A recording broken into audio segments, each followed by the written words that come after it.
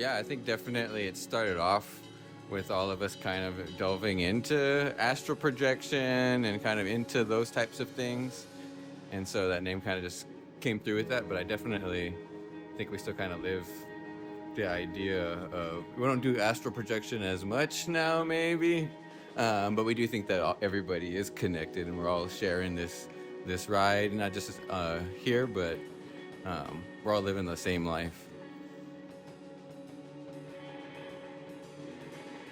So it's like the name Collective Dreams, as far as connecting to like collective consciousness. Um, it kind of fits in that we're all connected and reaching that goal, you know, whether it's music creation or just hanging out with each other.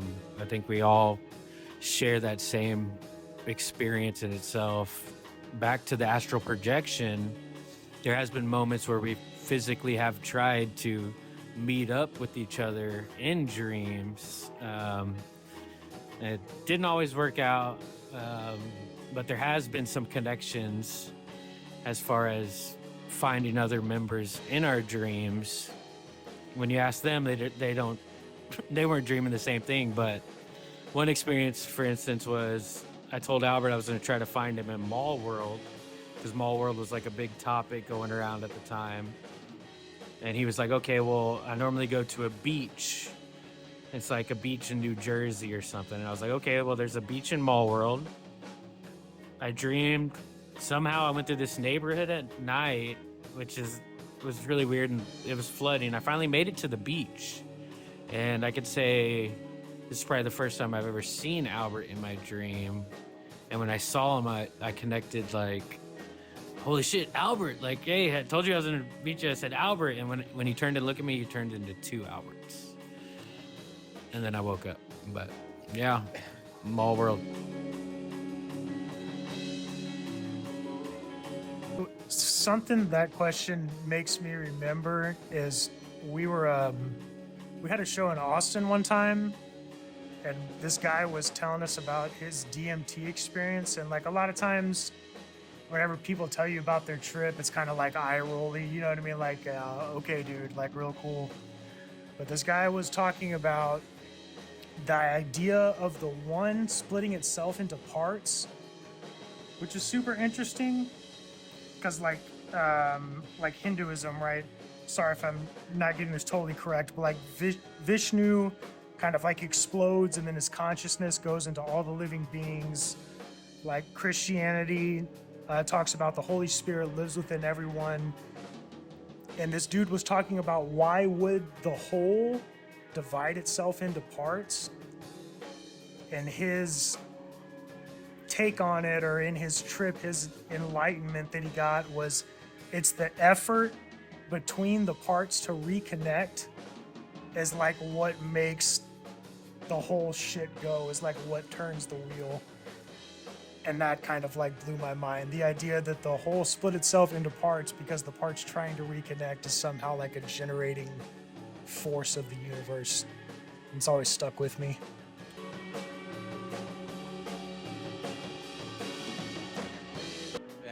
That was some brujeria or what was going on. Yeah, we had all the best intentions, but I don't know, Portland's got some strong magic or something. I don't know what the hell is going on there. We hope we weren't to blame. Yeah, we definitely did not intend to be to blame. Please don't blame us. The whole point of the song was just how much we admire Wimby and how like Spurs culture is a big part of San Antonio, like it's bigger than basketball here, but I don't know. I haven't crunched the numbers on it, but people say there's no such thing as a coincidence. I hate to say that, but I don't know. Of all days, yeah, I mean, we've had that song like sitting for a long time, and like, of course, the damn day we release it, something was going on. So it's like whenever I was thinking of the visual for it, you know, Wimby goes by the alien. So we wanted to incorporate that somewhat to it, but you know, maybe we use a hypno wheel a lot in some of our animations for our songs, and almost, I guess, trying to put some sort of power or make the hypno wheel send all good towards Wimby, let him crush it, and then seeing him get injured right there at that moment was the thought of, oh dang, like I know it definitely wasn't on us, but we were trying to do good, and then it ended up being something that was like coincidence, or what is it? What's the word for ironic or something? Like I will say this though, I have been tracking it, and I've noticed that the more streams the song gets, the healthier Wimby has gotten since then. So That's true. There's analytics that back that for sure.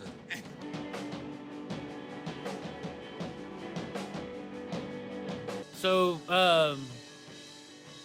we have our sound, which is one thing, but we also we've been doing visuals for our live sets forever. So we really want to just create an atmosphere, or create a vibe that goes with the music the most. And what's been really popping with us lately is experimenting with stop motion animation and adding that all together. It really creates a visual for the music itself. As far as pedals go, we experiment with so many different crazy pedals that can give all sorts of sounds. One in general is what's the one you use, Eric? Yeah, bass player here. Shout out to the Rainbow Machine. That thing kills. That one's my secret weapon for sure.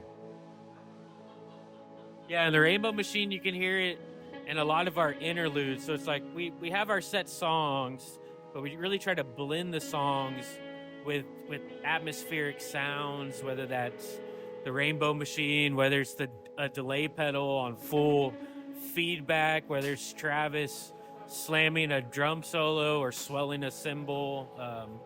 All of that is incorporated, I guess, create that sort of vibe to get that to connect with the visual that we're trying to tell as well, Yeah, I think in the past we've had a lot of different sounds. Like Caleb's definitely used like the theremin, sample machines, things like that, different little synthesizers. But we did have some fun with the most recent releases where one thing didn't make the record, but one of the things that we used was kind of like an old radio I have, and just kind of using like the static from that to like add some stuff to the track. We did have like an old jukebox that we didn't end up using.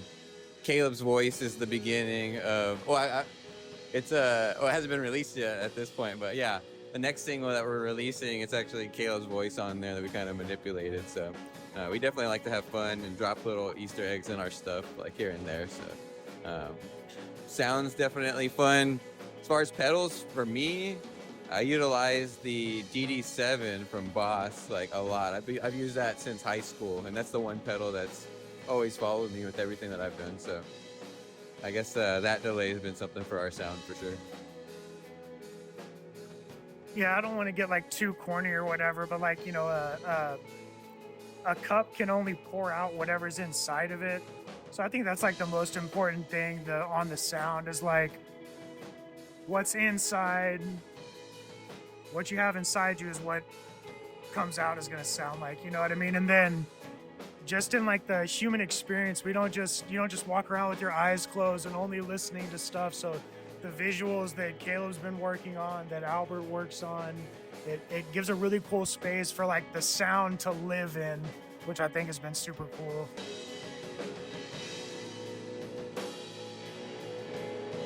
Yeah, I think being instrumental, it always comes from a very personal place for me.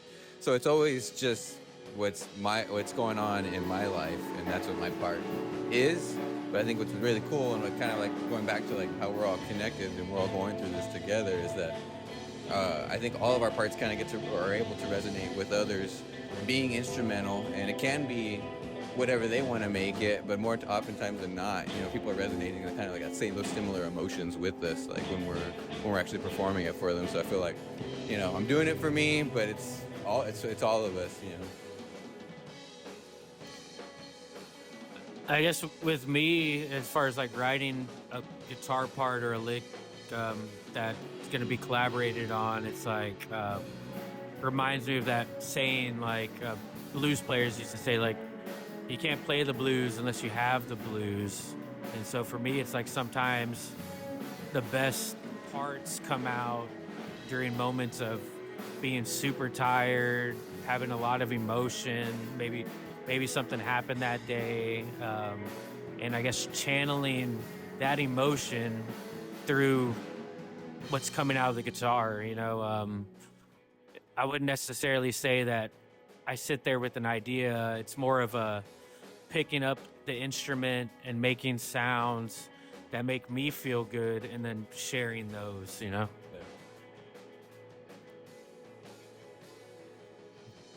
In terms of like the more like technical part of the process, like most of the time it's a lot of times Caleb. We have a track we're really excited about that Albert started. It's like one of the homies on guitar has like a riff, or maybe like 2 or 3 riffs, and then we all just kind of come together and play it 1,000 times, and we'll be like, okay, well, we'll change it to here, and then we'll go to this. And then what if we did this here? It's very collaborative, though. Nobody ever tells anybody like what to play. It's just like everybody bringing their authentic self to the table, and then the song just kind of creates itself almost.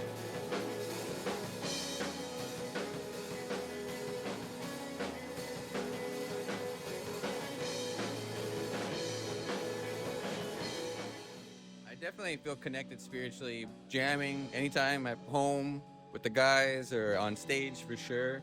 I want to say it's Quincy Jones that says melody is the voice of God, and he knows when you're lying. So like you can't really like force that, you know what I mean? And so like something's really resonated with me, and because I do feel that some type of connection, but I don't take credit for what I do. I just kind of a vessel. So. Yeah, the word divine might like be a little too strong, but like it's what we love to do, right? Like we're old, we've been doing this for forever. Like the first EP came out in 2010, and we were all playing even before that. So like to be able to create with your best friends, like there's definitely more to it than just like sound waves hitting your eardrums, you know what I mean? The connection that's there, and even to take it back to like the parts of the whole. I mean, if you're just by yourself, that's one part of the whole, but if you're with 3 of your friends, then that's 4 parts of the whole, and that's more than one, you know what I mean? So there's definitely a spiritual aspect to it, I think.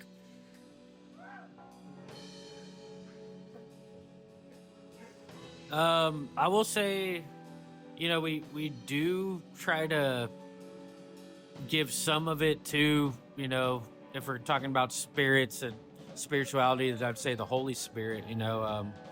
Our upbringing for a lot of us has been very religious, and I feel the spiritual side of things has really protected us a lot in creating music and traveling around Texas to play music, traveling out of Texas to play music, and I think that it's, we kind of allow that energy to come in if it wants to, and I think that that's something awesome about creating music and being on that level of, maybe it is something spiritual that we're doing, and we're totally open for it to be. Yeah,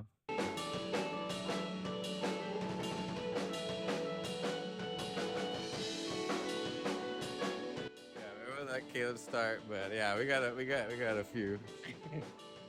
So we first started jamming off of Petranco Road before there was anything out there, and we would jam in this upstairs above a garage. It wasn't done yet, it wasn't finished, and we would call it the loft. We'd throw parties up there, etc. But that was like our main space for creating.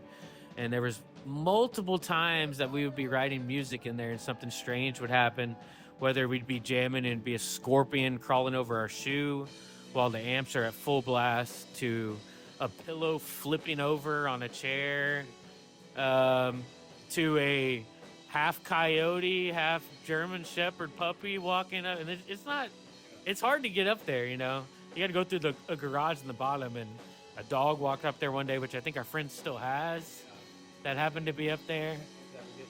Oh, and yeah, there were, you know, everybody associates cardinals with like these positive kind of maybe spiritual birds, and we'd go up there and find a dead one every now and then and be like, you know, like, okay, what does this mean? There's some other things I don't want to go into that we're trying to get, that we're done up there, but nothing like crazy ritual wise.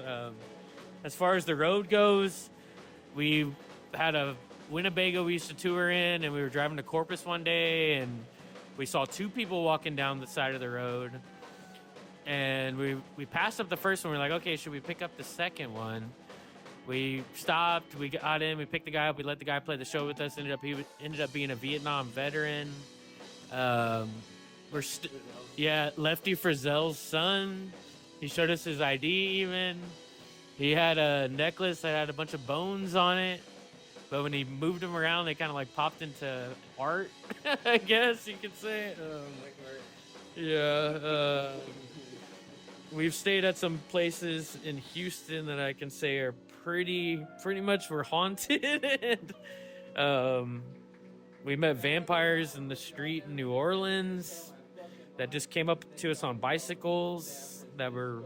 That was back when the French quarters were still like being redeveloped, like right after Katrina. Yeah, right after Katrina. No power on that whole area. They were still developing the French quarters, probably 3 a.m, and this couple walks up to us, or on bicycles, super pale, and I think if we weren't all together, maybe something would have happened. Maybe we would have gone to one of those bars that vanished the next day that you read about on Reddit or whatever. But yeah, there's been a lot of, I could say, almost paranormal or experiences throughout our history of playing music and traveling, you know. I know Albert grew up with a lot of paranormal stuff. I don't know if you want to go into that. Yes.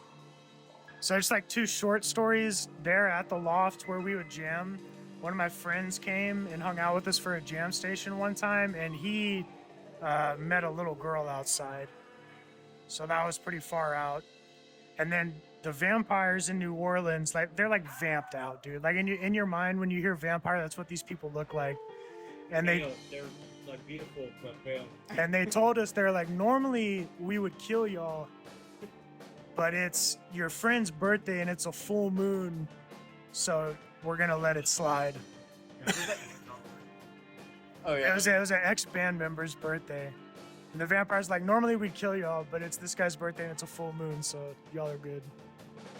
And it was like a lunar eclipse though. Like everybody was like, so like after we played, we were walking to town, and like all the locals were just like staring upwards, like at the sky, like smoking cigarettes, still just like the lunar eclipse had already happened, but they were still just like resonating with it or whatever. And it was pretty crazy for sure.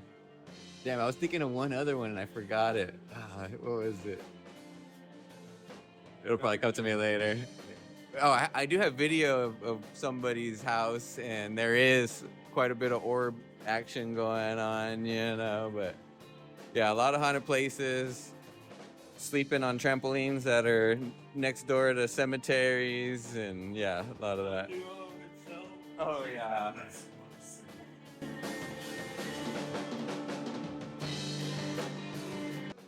Yeah, so we have the UFO in Wimby, and then El Monte is definitely inspired by some events that Caleb and I went through out in the Monte. Y'all are from the Medina Valley too, so y'all know shit gets weird out there. It does happen, and it's more frequent than you think, you know. And yeah, actually, was it a year ago now? I guess maybe back in January.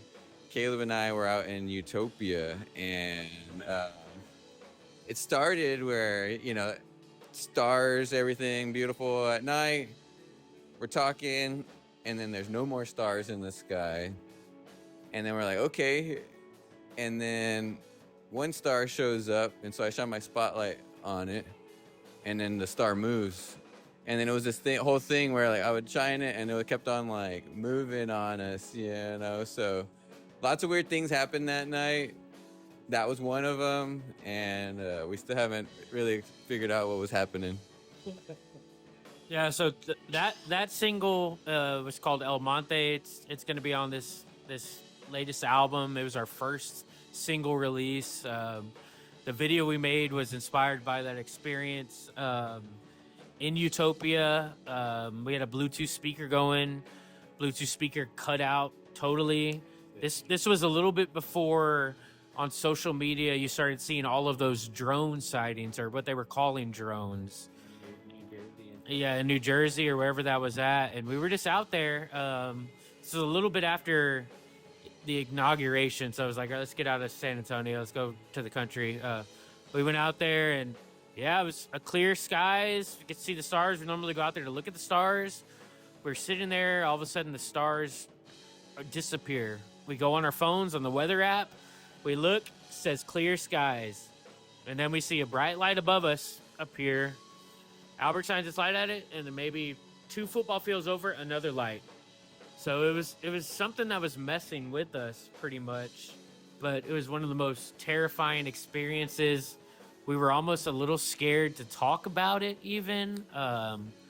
And the real life footage that we captured of Albert shining the spotlight on it is at the end of the stop motion animation that we put out for Monte, the music video.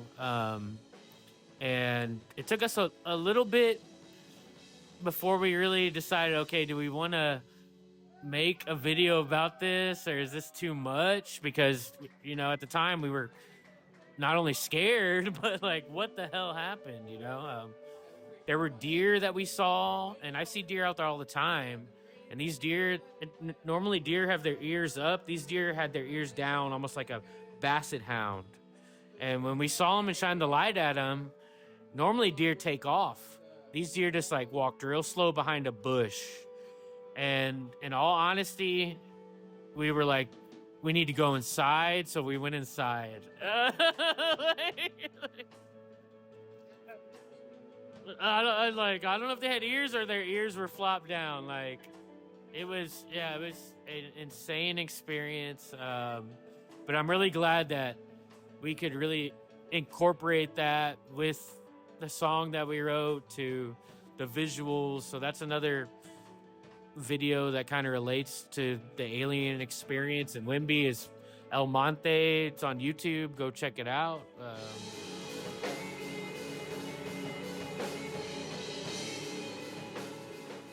So we set a goal this year to release a track each month. So we just released Wimby, which is our latest single. We released CC's before that. Before that was El Monte. Coming up, we have a song called San Fran that's dedicated to pretty much a haunted bar in San Francisco. We just finished recording 4 new songs that are coming out that we recorded at the Fringe Complex with the amazing Cheeks himself, Cheeks, Cheeks. I'm going to give him a shout out for sure. But yeah, Fringe Complex, which is over here off of Woodlawn as well.